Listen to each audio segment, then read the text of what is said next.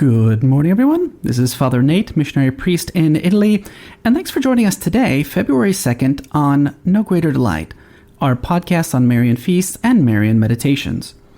Well, today we have a number of important feasts. That's because we begin with the feast of, it used to be called the Purification of Our Lady. Now we call it the Presentation of Jesus in the Temple. What this feast commemorates is what's described in Luke 2:22 through 35, right? Mary visits the temple in accordance with Jewish law, which held that a woman was not allowed in the temple for 40 days after bearing a son, and then had to bring two animals for sacrifice, either a lamb and a dove or two doves, right? According to their means. We know that Joseph and Mary were poor because they brought two doves, right? They bring the child Jesus in the temple, where two elderly holy people, Anna and Simeon, recognize him as the Savior, right? And so, because Simeon called the child a light to enlighten the nations or the Gentiles, candles are blessed in today's liturgy, right? And so oftentimes this celebration is also known as Candlemas, right? In the Spanish-speaking world, it's called Candelaria. And so Our Lady of Candelaria is a widespread devotion, right? Since Vatican II, the Church has called this, again, the Feast of the Presentation of Christ in the Temple. And it's an interesting feast, right? In the year 701, Pope Sergius I introduced it to the Roman Church as the Feast of the Purification, right? An emphasis on Mary's purity, right? Essential purity, rather than her need to be ritually purified.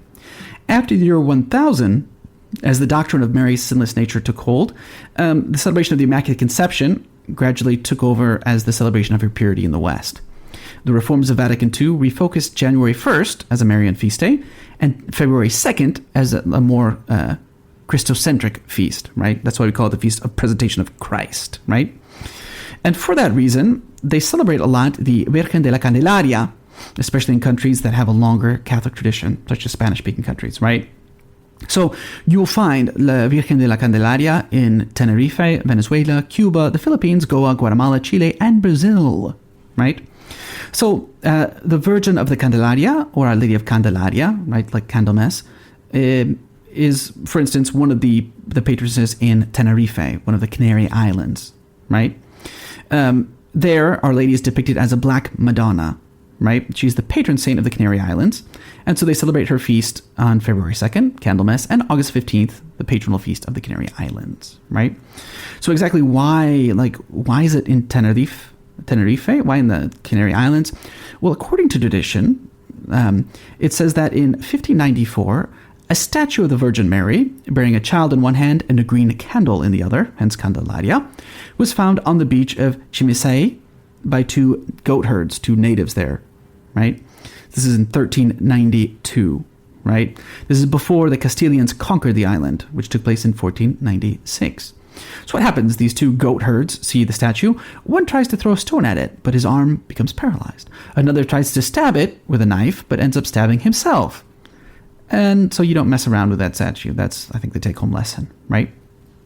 So they took it to, they took it to their boss, right? And later, one of these natives had returned. He had been enslaved and then converted to Christianity. He returns to Tenerife, and he recognizes the statue as the Virgin Mary, right? So he tells this boss of his conversion, and the statue then is revered by these natives, right? So at some point, it was stolen and taken to a nearby town, but it was later returned to Tenerife after various events because, a plague broke out in the nearby town. So, okay, there we go.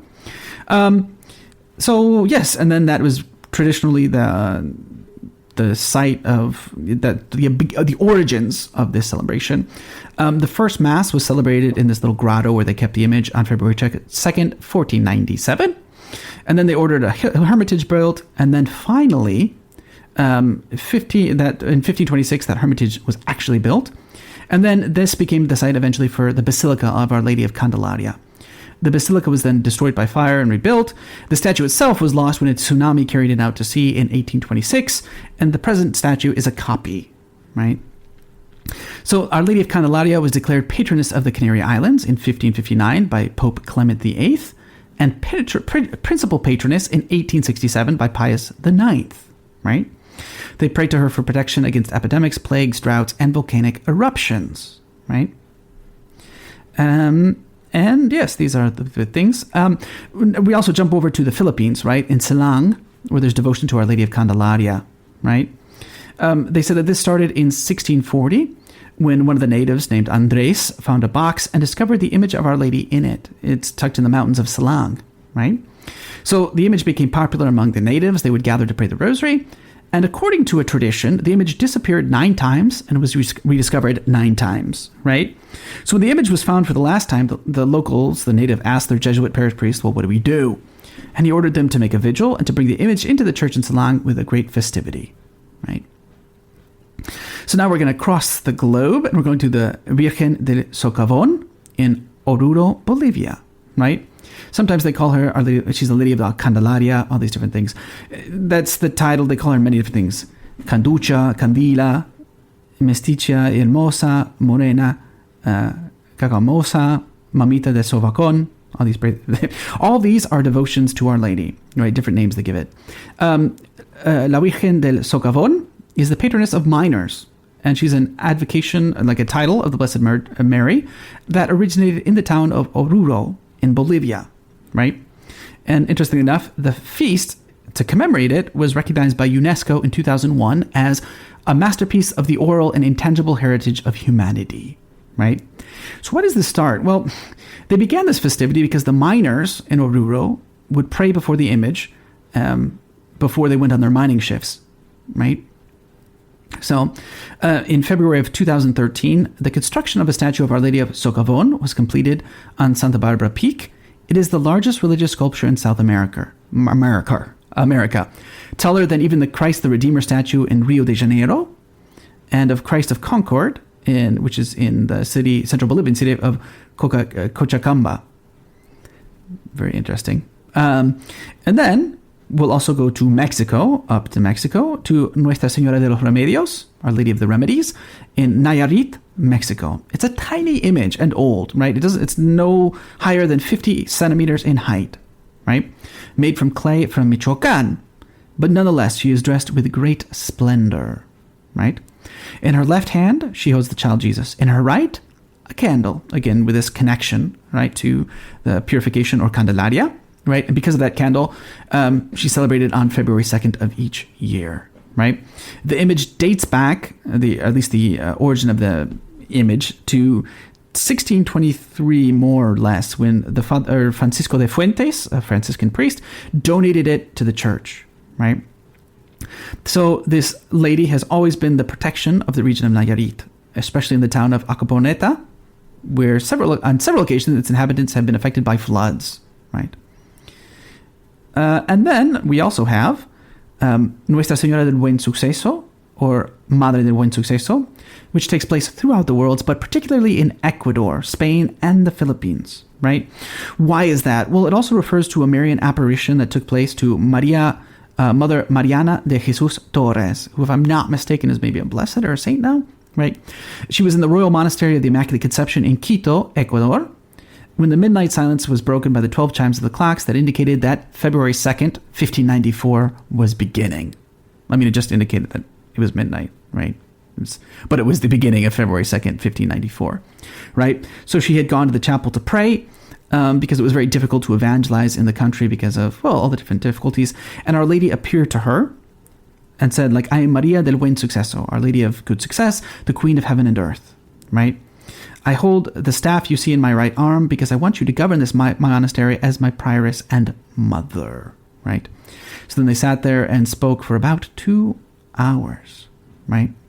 And so, yes, she actually had multiple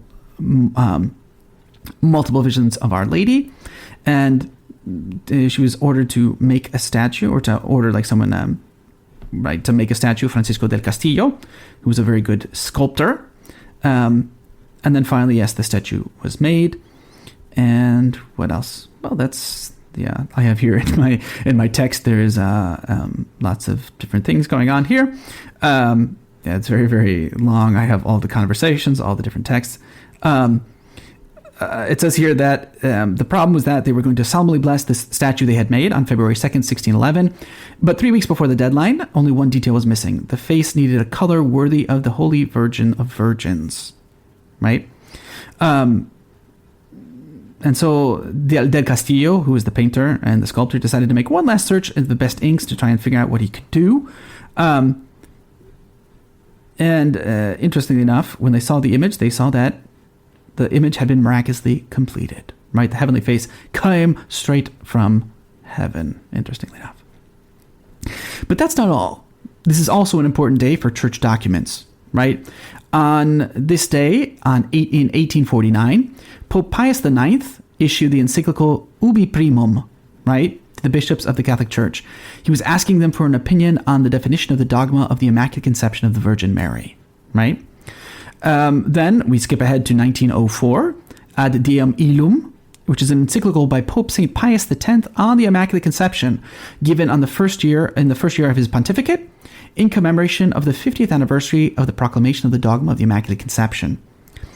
And lastly, Pope St. Paul VI issued an apostolic exhortation, Marialis Cultus, which would be on devotion to our Blessed Mother, on February 2nd, 1974. So as you can see, many things today, not only the presentation, that's an important one, but also many Marian devotions related to it. That's what we're celebrating today in the Marian world on February 2nd. So for today's Marian meditation, taken from the book by Father Ildefonso Villar, we continue with meditation 32, entitled God. And here, Father Villar is giving us just a general introduction to some points that we should meditate or think about throughout the day. Yesterday we heard how sublime the Magnificat is, and today he reminds us that it is a canticle of love. It is Mary's canticle of love and thanksgiving. How must her heart have beaten with deep emotion when she, with her most pure lips, gave vent to the feelings pent up in her heart. Just as you contemplate a rich jewel kept in a casket of great value, just as you admire the miraculous relics of the saints guarded in sumptuous and venerated sepulchres, so should you contemplate and admire that jewel which Mary was guarding in her heart, and which today in her canticle she discloses to humanity. We shall never be able to understand all the meaning and vigor of expression that she brought to it. The more you scrutinize it, the more you will find in it, but never will you exhaust it. We would have to love as Mary did. We would have to fathom God's mysteries as she did in order to understand fully the Magnificat. See then with how much devotion and fervor you should often repeat this canticle, since you know that in it the loving heart of Mary gives vent to her feelings. It is the summary of her gratitude to God. Whenever you have to thank God for some particular grace, you will find no better words to express your gratitude than those of the Magnificat. Can any other canticle please God as much as the Magnificat, since it reminds him of the intense love of the one who composed it and uttered it for us? The third point is, this canticle is Mary's sublime prayer. How often would you like to pray as your Heavenly Mother did? Here, then, you have a marvelous example of this most high prayer. It is not mere supposition or imagination. In order to speak with God, you have the very words of Mary, those she uttered on that occasion. Words that were uttered aloud by her, so that we might learn how to pour out our heart in the presence of God. One day the apostles asked the Divine Master to teach them how to pray. For them, he composed the Our Father. Since it has been composed by God himself, no other prayer can be compared with it. Now imagine that as the apostles petitioned Jesus, so too you requested Our Lady to teach you how to pray.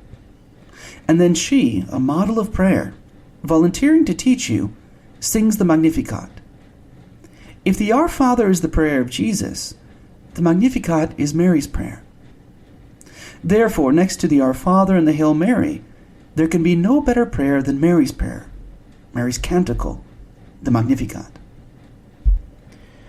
So for today's reading from The Admirable Heart of Mary by St. John Eudes, we read chapter 3. It's a very short chapter, entitled Purity and Sanctity of God, Mirrored in the Admirable Heart of Mary. Remember in this chapter we're seeing how Mary's heart is a reflection, as it were, of the perfections of God.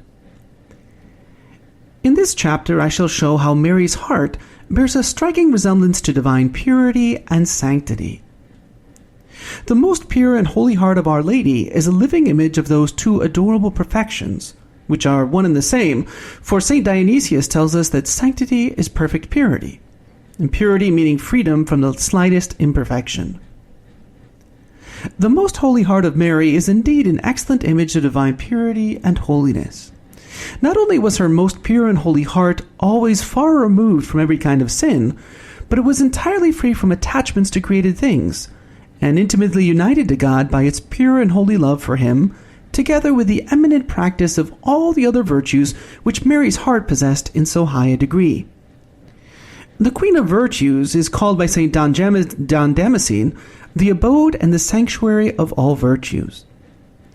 Even though Our Lady dwelt for years in this world full of filth and abomination, poisoned by the venom of sin, and among the wicked Jews, her most holy heart never contracted the slightest stain or blemish, was never attached by an inordinate affection to any creature, nor even to God's graces and gifts.